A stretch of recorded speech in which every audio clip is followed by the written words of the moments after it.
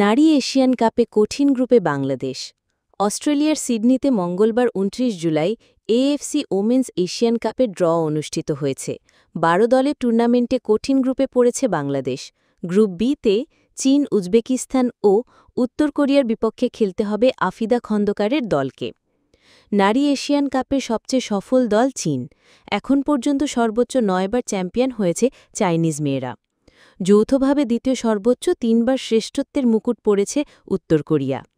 ড্রয়ের জন্য ১২ দলকে ৪টি পটে ভাগ করা হয়। প্রতিটি পটে ছিল ৩টি করে দল।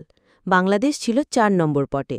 পটে বাংলাদেশের সঙ্গী ভারত ও ইরান।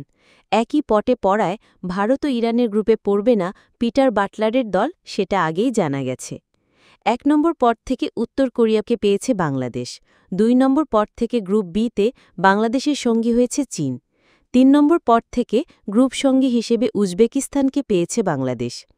আয়োজক অস্ট্রেলিয়ার সঙ্গে গ্রুপ এতে পড়েছে দক্ষিণ কোরিয়া, ইরান ও ফিলিপাইন।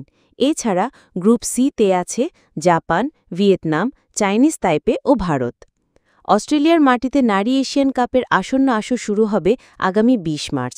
২৩ মার্চ ফাইনাল দিয়ে মহাদেশে টুর্নামেন্টের পর্দা নামবে। বাছাই পর্বের বাধা অতিক্রম করে প্রথমবারের মতো মেয়েদের এশিয়ান কাপে জায়গা করে নিয়েছে বাংলাদেশ। ড্রতে অংশ নেওয়ার জন্য এশিয়ান কাপের অংশগ্রহণকারী ১২ দলের কোচ ও অধিনায়ককে আমন্ত্রণ জানিয়েছিল আয়োজক অস্ট্রেলিয়া ও এশিয়ান ফুটবলের সর্বোচ্চ নিয়ন্ত্রক সংস্থা এএফসি। সে আমন্ত্রণে সাড়া দেয়নি বাংলাদেশ ফুটবল ফেডারেশন বা ফুফে।